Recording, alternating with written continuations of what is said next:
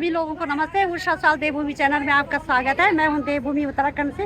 तो आज मेरी ब्लॉग की शुरुआत आज मैं ना यहाँ से कर रही हूँ शुरुआत अपने आश्रम से, जो कि वाला राजेश्वरी नर्सरी में हमारा आश्रम है। तो यहाँ हम सत्संग सुनने आ रखे हैं, तो यहीं से मैं अपना ब्लॉग शुरू कर रही हूँ। वहाँ से आने की ब्लॉग भी बनाई मैंने घर से, तो आप लोग देखना। चलिए आगे देखो आप लोग।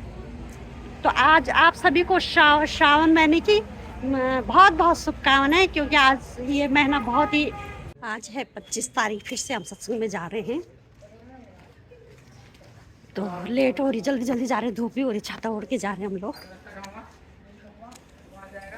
अरे बच्चे आ रहे हैं स्कूल से, सारे बच्चे आ रहे हैं सारे स्कूल से।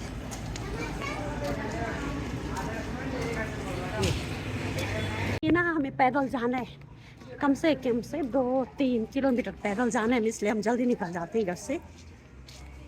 1-1:30 बजे 2 बजे से होता है हमारा सत्संग शुरू। ये जा रही है, बारिश भी हो रही है, जब धूप आ रही तो खूब तेज आ रही, धूप भी लग रही। फिर खड़ी होंगी, दीदी लोगों का इंतजार कर रही, और वो लोग इधर से आएंगे, इधर से रोड से आएंगे। मैं खड़ी हो रखी यहाँ पे। चलिए तो फ़ोन करती हूँ मैं अभी उनके लिए कि कहाँ पे आ रहे वो लोग। चलिए जा रही हूँ। उन्होंने बोला कि इधर ही आ जा, थक लग रही, भाग भाग जा रही ना। तो उन्होंने बोला इधर ही आ जा, कि यहाँ पे गाड़ी आ रखी है दीदी लोगों की, तो उसी में चलेंगे। तो फिर मैं यहाँ से ना सीधी रोड, जहाँ से उन्होंने आना था उसी रोड पे आगे जा रही हूँ मैं, उधर ही है उनका घर। तो चलिए, और आसमान को दिखा रही मैं आप लोगों को। अभी धूप थी और अभी छाया, देखो आसमान कैसे कर रहा है, दिखाती हूँ गड़गड़ कर रहा कैसे। शायद बारिश आएगी अब थोड़ी देर में, दिखाते हैं आप लोगों को। ऐसे हो रखा मौसम, ये बादल छाने लगे। ये हो रखा मौसम ऐसे।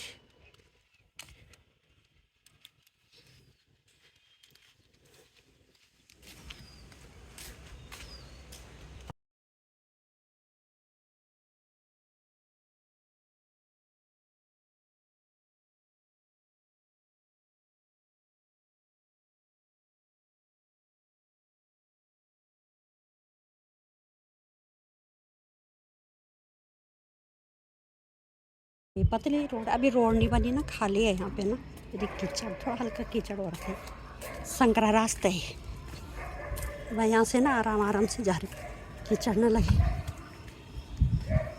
ये कितना कीचड़ हो रखा है यहाँ, साइड साइड से जाना पड़ेगा मुझे।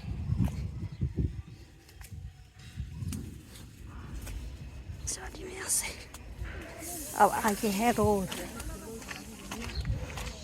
ए ब्लॉग अमन। ये हो रखे सामने खड़े, ये जाना है मैंने यहाँ से। ये इन्होंने बोला इधर ही आ जाओ। एक गाड़ी मौसी को लेने जा रही है, अब हम फिर मैं उस वापस आ गई। मेरी भाग दौड़ी है ये। फिर उसी रास्ते से वापस जा रहे हैं हम लोग। चलो चल रहे हैं हम।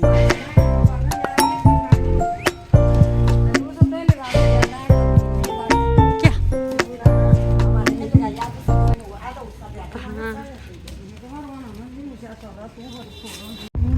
बने ना, ये पहुंच चुके हैं हम अपने आश्रम में। यहाँ पे फूल लगा रखे हैं, और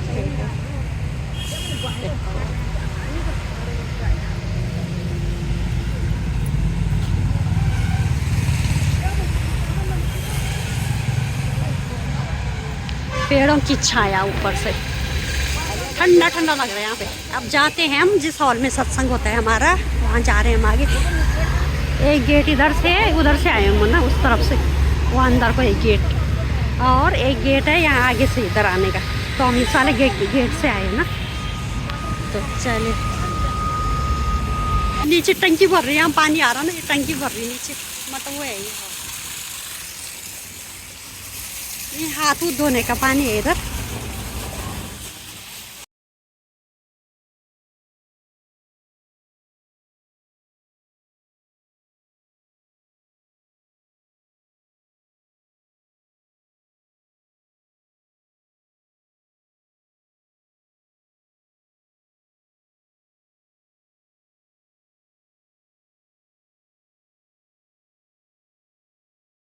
जय श्री सच्चिदानंद दीदी मिली। जय श्री सच्चिदानंद।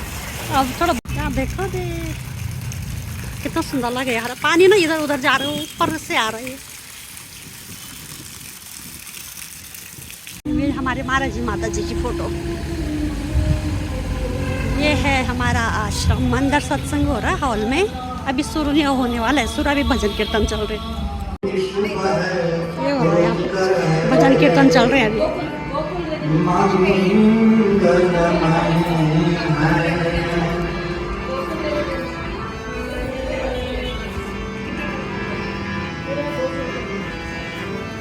बंदो संत समाज चित हितयन हितना को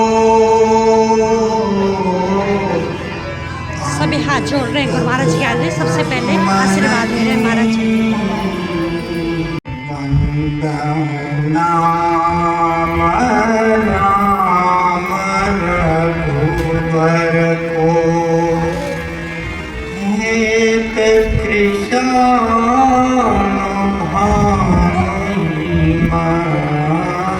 कर को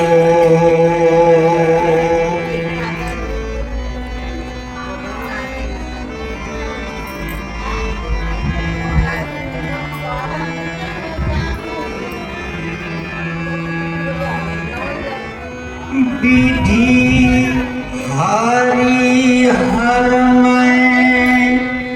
ये दीदी भी हमारे ना दीदी भी हमारे तो सब आ रखे आज 25 तारीख को आश्रम में। दीदी भी हमारी पड़ोसी है।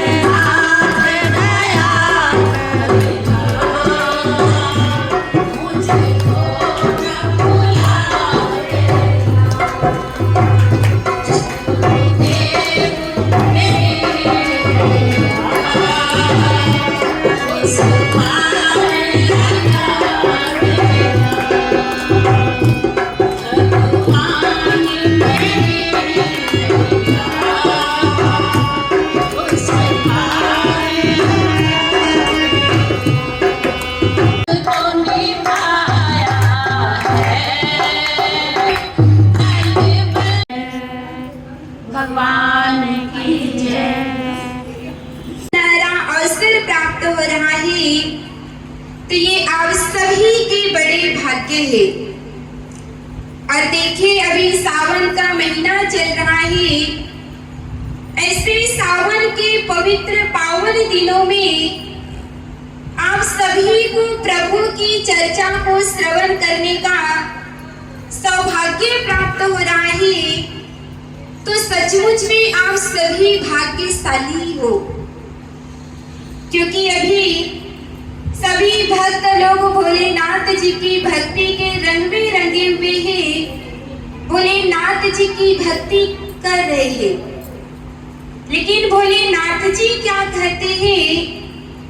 गिरिजा संत समागमे महादेव जी जिनकी पूजा अर्चना आज सारा संसार कर रहा है, वही देवों के देव महादेव जी समझाते हैं कि गिरिजा संत समागम समन लाभ कछु आले।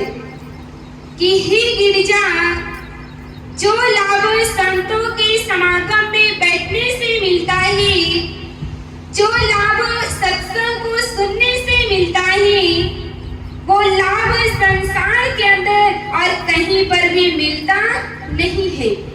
और आगे कहा गाँव ही वेद पुराण, वेद पुराण उपनिषद भी यही सत्संग और संतों की संगत की महिमा को गाते हैं।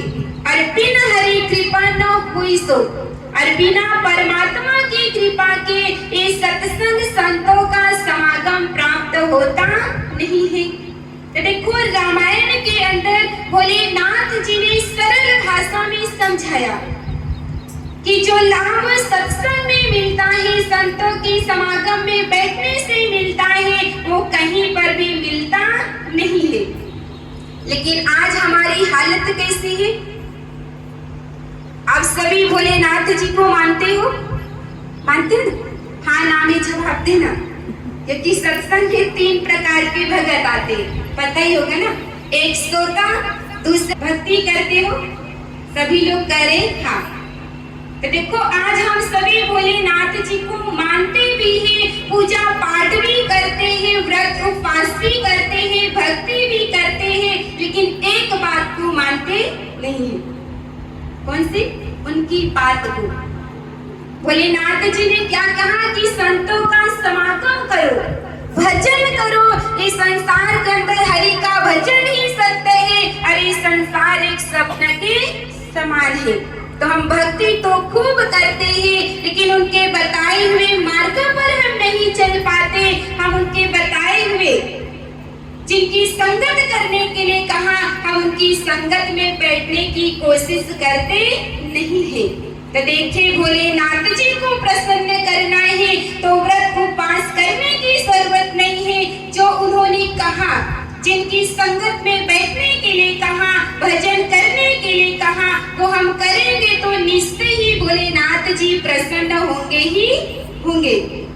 लेकिन आज सारी दुनिया क्या करती है? मंदिर में जाकर सभी लोग बैठकर भजन गाते हैं। जैसे छोटी सी बात बताऊं, शिव महापुराण के अंदर कथा आती है। ऐसे ही सावन के पवित्र दिनों में सोमवार का दिन था, तो सभी भक्त लोग मंदिर में बैठकर भोलेनाथ जी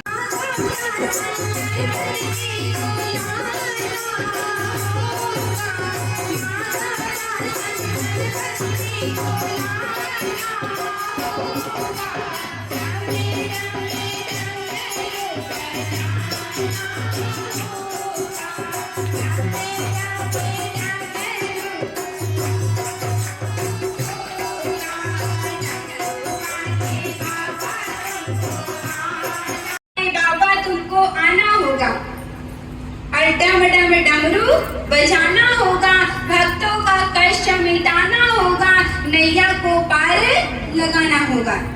और जब माता पार्वती जी ने सभी भक्त के पुकार को सुनी, तो भोलेनाथ जी से कहती कि स्वामी देखो, मृत्यु लोक के अंदर सभी भक्त मंदिर में बैठकर को भजन गा रहे हैं, आपको पुकार रहे हैं, आप ऐसा क्यों नहीं करते? वहां पर चलकर सभी भक्त को दर्शन देकर क्यों नहीं आते? तो यहाँ पर भोलेनाथ जी मुस्कुराने लगे और कहते हैं कि पार्वती, ये सभी भजन तो गा रहे हैं, लेकिन सचमुच में मुझे पुकार नहीं रहे हैं। मेरा दर्शन करने के लिए मुझे पुकार नहीं रहे। माता पार्वती जी कहती कि प्रभु आप कैसी बात करते हो? जोर जोर से चिल्ला चिल्ला कर गला फाड़ कर भजन गा रहे हैं, आपको पुकार रहे हैं, और आप कह रहे हैं कि आपके दर्शन के लिए नहीं पुकारे। तो भोलेनाथ जी कहते कि पार्वती अगर विश्वास नहीं है तो परीक्षा लेके देख ले। तो देखो यहाँ पर भगवान शंकर जी और माता पार्वती जी दोनों साथ में मृत्यु लोक में आते हैं। और जिस गांव में सभी भक्त लोग मंदिर में बैठकर भजन गा रहे थे, भगवान शंकर जी कहते कि पार्वती, मैं इसी गांव के बाहर एक पीपल का पेड़ है, उसी के नीचे में बैठ जाता हूँ, तो मंदिर में जाओ और सभी भक्त से कहना भोलेनाथ जी आए हैं दर्शन देने, चलकर दर्शन करो। तो देखो यहाँ पर भगवान शंकर जी गांव के बाहर जो पीपल का पेड़ था उसी के नीचे बैठ जाते हैं। माता पार्वती जी मंदिर में जाती है, हाथ जोड़कर प्रार्थना करती है कि मैं पार्वती हूँ। और स्वयं देवों के देव महादेव जी जिनको आप सभी पुकार रहे हो वो स्वयं दर्शन देने के लिए आए हैं। आप सभी चलिए मेरे साथ और दर्शन करिए। तो देखो वहां पर सभी लोग भजन तो गा रहे थे और माता पार्वती जी से कहती है कि बड़ी बंधन के आई है और अपने आप को पार्वती बता रही है। अगर यहीं पर अगर स्वयं भगवान शंकर जी भी आ जाए तो हम क्या कहेंगे, ये तो बहरूपिया है, हम भी नहीं जाएंगे। तो वहां पर भी सभी लोग कहने लगे बड़ी बंधन के आई है, अपने आप को पार्वती बता रही है।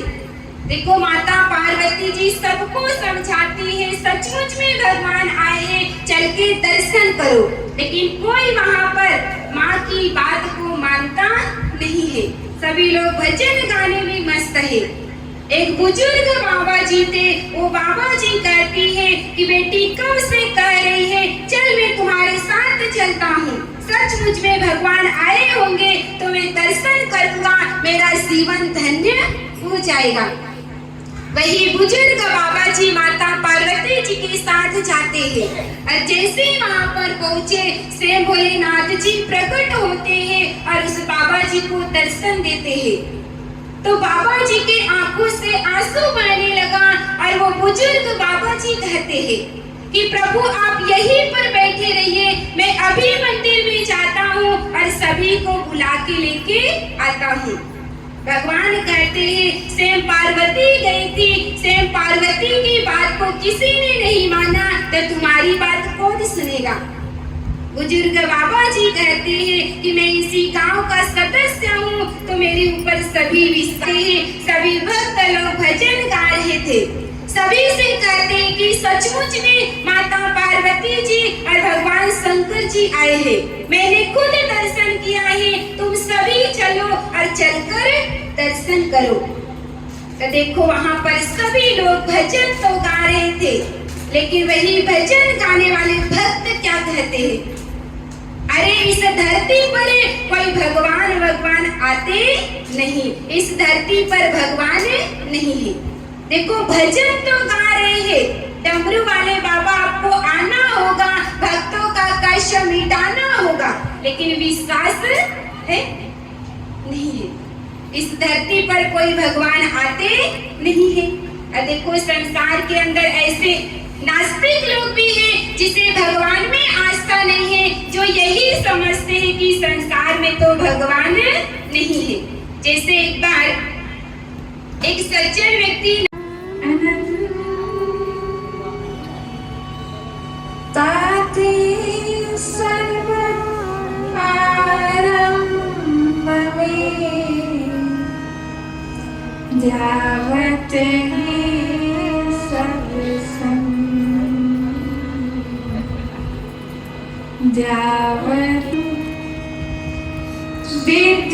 विद्यारूपिणी संसिता नमस्तस्यै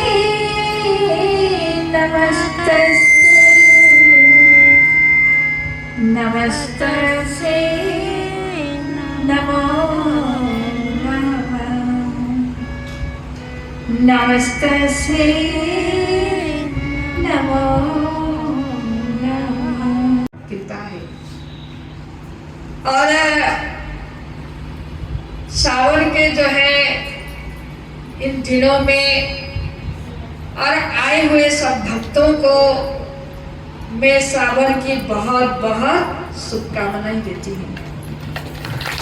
और जैसे सावन में प्राकृतिक हरी भरी रहती है, अपने प्राकृतिक यौवनता को प्राप्त करती हैं, सुंदरता को प्राप्त करती हैं, ऐसे सब भक्तों का जीवन भी हरा भरा रहे और हर इच्छा हर मनोकामना मनोवांछित सब भक्तों को जो है वरदान प्राप्त हो, सबकी इच्छा पूरी हो, यही मैं गुरु महाराज जी के चरणों में आप सबकी अर्जी लगाती हूँ। और वास्तव में सावन के महीने में एक बार बादशाह पूछते हैं बीरबल से, बीरबल तुम ये बताओ कि एक पूरा साल के अंदर कितने महीने होते हैं? तो आप लोगों से पूछूंगी, साल महीने होते हैं। लेकिन बीरबल इतना चतुर था, इतना ज्ञानी था, इतना समझदार था, कहने लगा 12 महीनों में से अगर सावन का महीना सिर्फ निकाल दिया जाए, उसमें से हटा दिया जाए, कुछ भी नहीं बचता। कहने का मतलब ये सावन का महीना इतना महत्वपूर्ण है कि इन्हीं दिनों में अनेक तीज त्योहार आते हैं, अनेक प्रकार की प्राकृतिक जो है सुंदरता को, यौवनता को वो प्राप्त करती है।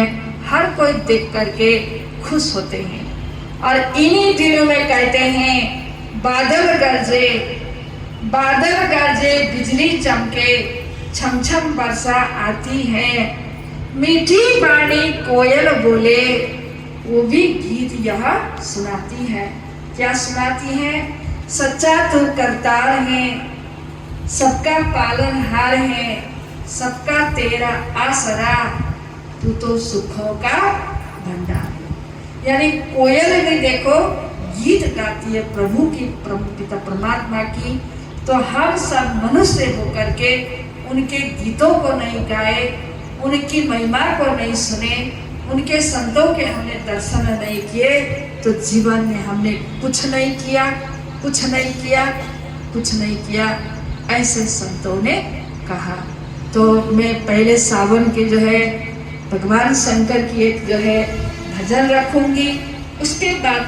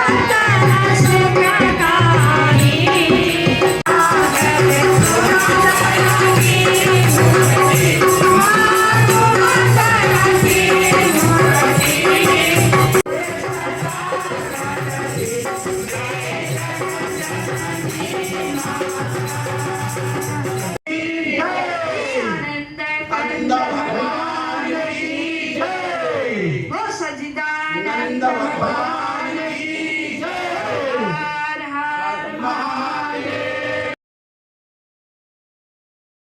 और यहाँ पर सभी लोग जयकारा लगा रहे हैं। तो अगर आपको अच्छा लगा मेरा ब्लॉग उषा साल देवभूमि चैनल तो लाइक सब्सक्राइब और शेयर कीजिएगा।